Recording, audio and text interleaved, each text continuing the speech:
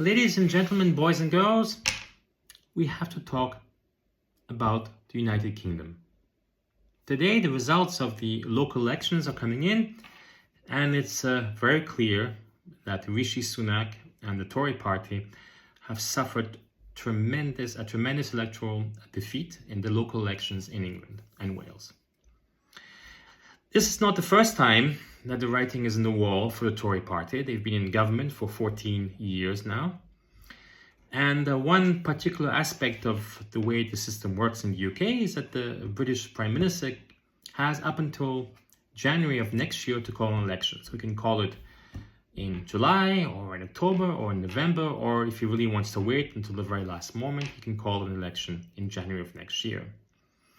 However, as I said before, the writing is on the wall, and all opinion polls, and you know, I don't always believe in opinion polls, but when the Labour Party, currently in opposition, is 27, 28 points ahead and has been constantly for the past 2 or 3 years, and when the recent local elections demonstrate that there is a huge support for the opposition party, Labour, and in any case, I'd say an anti-Tory vote, I think that it's time now for Rishi Sunak to bite the bullet and to call a general election, because the agony of the Tory government is embarrassing. It's embarrassing for the UK, it's embarrassing for the reputation of the country, it's embarrassing for Rishi Sunak. And I think it's also time in this context for the leader of the opposition, the person who is most liable to be Prime Minister after the next general election, so Keir Starmer, to have a little bit more courage and to step up to the plate and to clarify his position on what I believe is one of the most important aspects and decisions that has to be taken about the future of the United Kingdom, and that is the relationship of the United Kingdom with the European Union.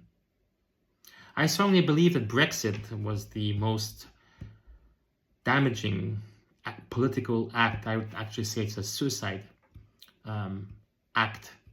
It was a suicide of British politics when Brexit was passed. And the damage is done to the United Kingdom, both politically and economically, is tremendous.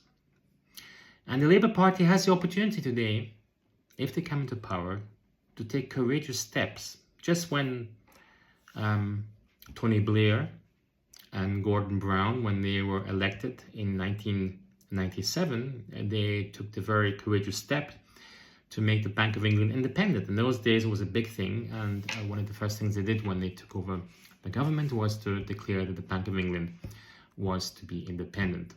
I think that it's high time, before the next election, for the leader of the Labour Party, Sir Keir Starmer, to clearly state that not only will he want to make Brexit work better, whatever that means, but to say that he clearly wants to improve the relationship of the UK with the European Union.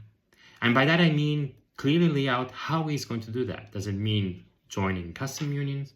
Does it mean joining a European Economic Area? Granted, it's probably not wise for the UK to rejoin so quickly the European Union, because the free movement of people is something which is an important bone of contention. But nonetheless, joining the custom unions or joining the European Economic Area, or spelling out in much clearer detail what he intends to do, would be very helpful, rather than hiding behind his own shadow and saying, well, we want to make Brexit work.